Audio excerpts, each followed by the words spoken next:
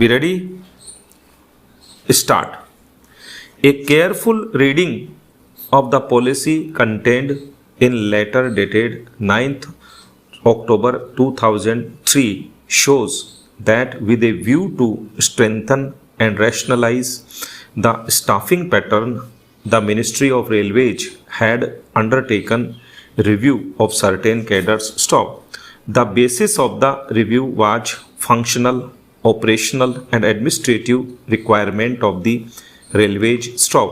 This exercise was intended to improve the efficiency of administration by providing incentives to the existing employees in the form of better promotional avenues and at the same time requiring the promotees to discharge more onerous duties staff.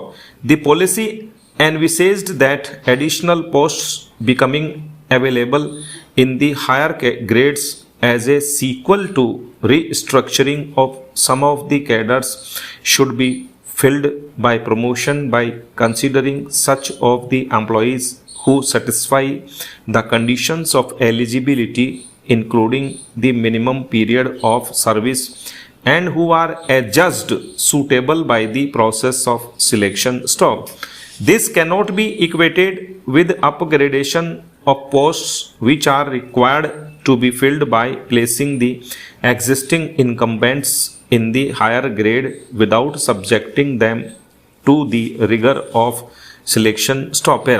In view of the above discussion, we hold that the Railway Board did not commit any illegality by directing that the existing instructions with regard to the policy of reservation of posts for scheduled castes and scheduled tribes will apply at the stage of effecting promotion against the additional posts, and the tribunal committed serious illegality by striking down para 14 of letter dated 9th October 2003 stop para. Before parting with this aspect of the case, we consider it necessary to reiterate the settled legal position that matters relating to creation and abolition of posts, formation and restructuring of cadres, prescribing the source mode of recruitment and qualifications, criteria of selection, evaluation of service records of the employees fall within the exclusive domain of the employer staff.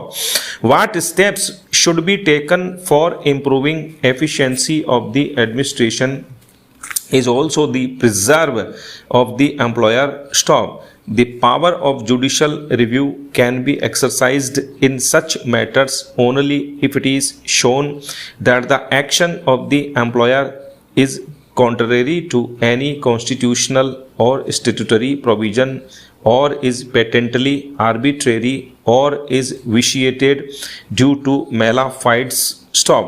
The court cannot sit in appeal over the judgment of the employer and ordain that a particular post be filled by direct recruitment or promotion or by transfer staff. The court has no role in determining the methodology of recruitment or laying down the criteria of selection staff. It is also not open for the court to make comparative evaluation of the merit of the candidates staff.